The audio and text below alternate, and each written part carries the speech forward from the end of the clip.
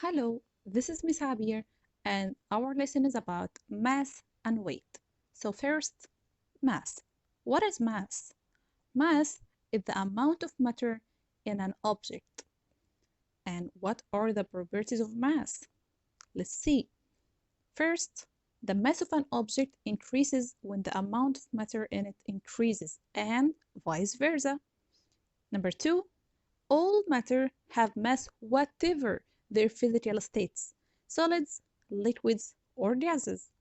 Number three, all matter have mass whatever their shapes, one piece, particles, powder, pure, or mixture. Number four, all matter have mass whatever their places, in hand, on the moon, or any other planet. Number five, and last, the mass of any matter is a fixed or a stable value. It doesn't change by changing A, the state of matter, or B, the place of matter. For example, the mass measuring of an object on the Earth equals the same mass in Moon. Mass never change by changing the place. The measuring units of mass are these three: gram, kilogram, and ton.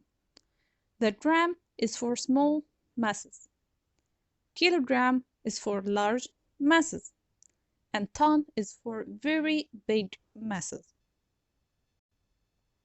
The measuring devices of mass types of scales are two-arm scales and one-arm scale. For example, on the two-arm scale, balance scale and sensitive scale. On the one-arm scale, digital scale and pointer scale. Activity number 1. How do we measure the mass of a solid object by a balance two-arm scale?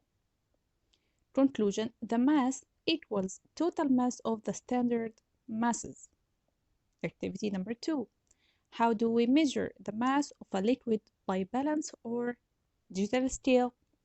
Conclusion: mass of liquid equals mass of the glass with liquid minus mass of empty glass.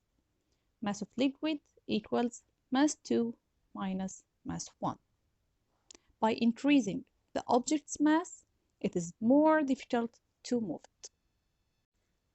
Now let's talk about weight. And please try to answer the following question. Do children fall down when they jump up on the Earth's surface? Does the astronaut fall down when he jumps from a high position in the space? And so, we conclude that objects falling downward on the Earth because of a force called weight, or gravitational force. Weight is the gravitational force by which a body is attracted to the Earth.